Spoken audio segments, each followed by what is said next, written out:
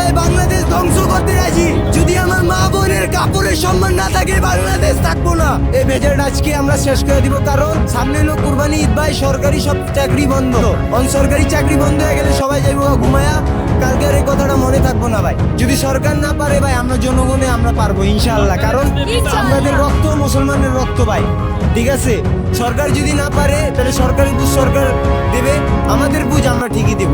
যদি সরকার না পারে তাহলে আমরা যা হইয়া লাগলে আমরা অন্য দিক দিয়ে অ্যাকশন নেব, কিন্তু এই ভেজালটা আজকে আমরা শেষ করে দিব, কারণ সামনে হলো কুরবানি ঈদ ভাই। সরকারি সব চাকরি বন্ধ, অনসরকারি চাকরি বন্ধ হয়ে গেলে সবাই যাইবো ঘুমায়া।